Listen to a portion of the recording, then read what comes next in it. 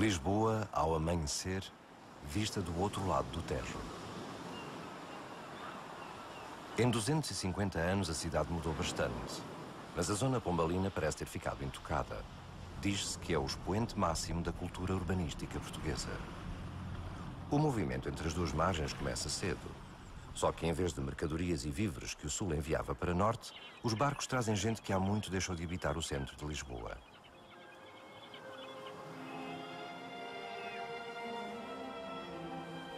Quem a vê assim, arrumadinha, quase um cenário, aos primeiros raios de sol da manhã, não consegue imaginar como foi o acordar daquele outro novembro de há 2 séculos e meio atrás.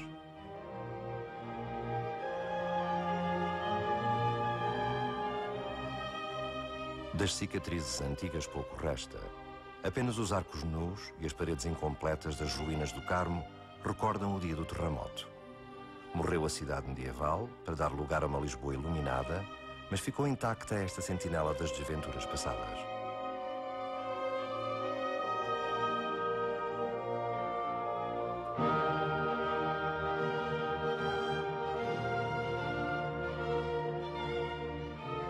Nesta que foi a primeira casa dos arqueólogos portugueses, cruzam-se muitos tempos diferentes.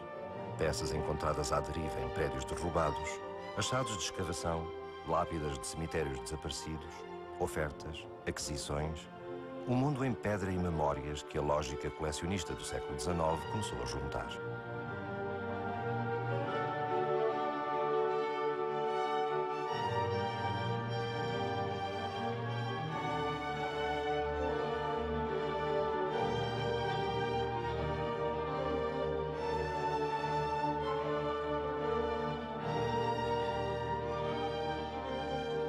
Mas como seria esse outro mundo que o terremoto de 1755 veio interromper? Esta maqueta do Museu da Cidade dá-nos uma ideia aproximada da estrutura urbana. Os relatos dos visitantes dão-nos outro tanto de informação, nem sempre isenta de preconceito. Que Lisboa era bela, era suja, uma formosa estrebaria, disse alguém. Resplandecia de ouro nas suas igrejas, mas nas ruas estreitas imperava o mau cheiro, o desarranjo e mendigos insistentes e barulhentos. Um destino exótico, uma quase cidade de África, no dizer de outro viajante.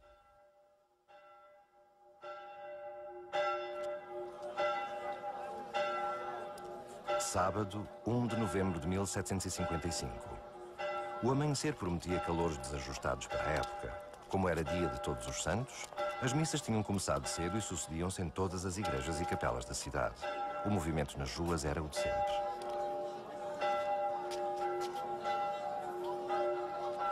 Os sinos confundiam os seus toques a chamar os fiéis e misturavam-se com a gritaria dos pedintes, dos bufarinheiros, dos aguadeiros, dos apregoadores de falsas relíquias e dos criados a abrir caminho às suas senhoras.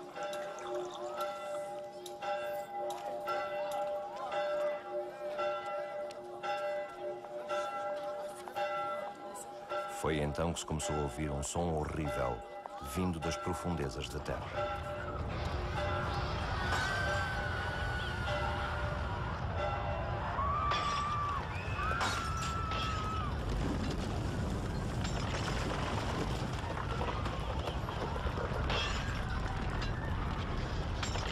A terra não parava de tremer, as casas desabavam e já se preparava outra ameaça. O mar começara a crescer como uma montanha e a enchente varria toda a zona ribeirinha.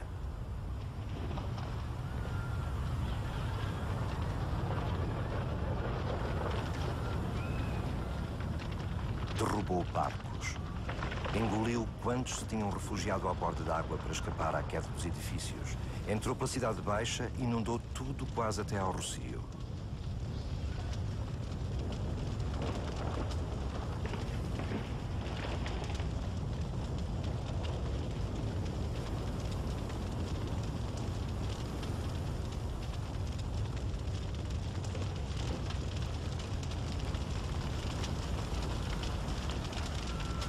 Depois foi o fogo, que se assenhoreava de tudo. Ateava-se o lume por todo o lado, fugia dos borralhos das cozinhas, atiçava-se das velas caídas das igrejas e era espalhado pelos ventos.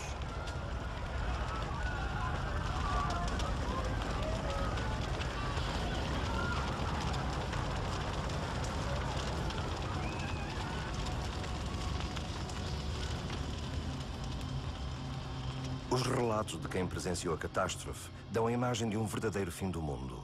No meio do horror e da destruição, a terra continuava a tremer. As pessoas enlouquecidas procuravam amigos e familiares entre as ruínas e os incêndios, ou corriam a esmo sem saber onde abrigar-se.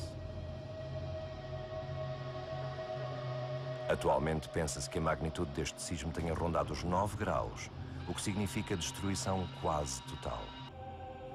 Ainda persistem as dúvidas sobre a localização da falha ou falhas que originaram o terremoto de Lisboa.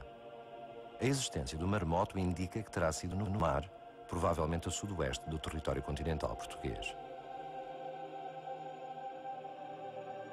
Nos últimos 15 anos, progrediu-se muito nos conhecimentos, mas ainda há muita informação contraditória.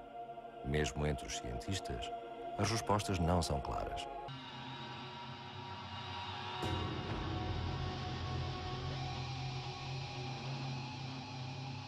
O sismo foi um sismo muito longo. As vibrações duraram pelo menos 6 a 7 minutos. 6 a 7 minutos.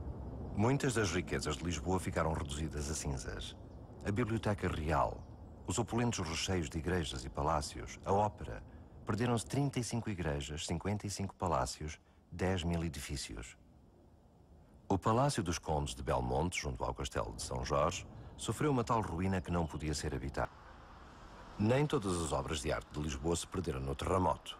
O Aqueduto das Águas Livres, obra encomendada por Dom João V, pai de Dom José, aguentou-se firme, para grande espanto dos visitantes estrangeiros da altura.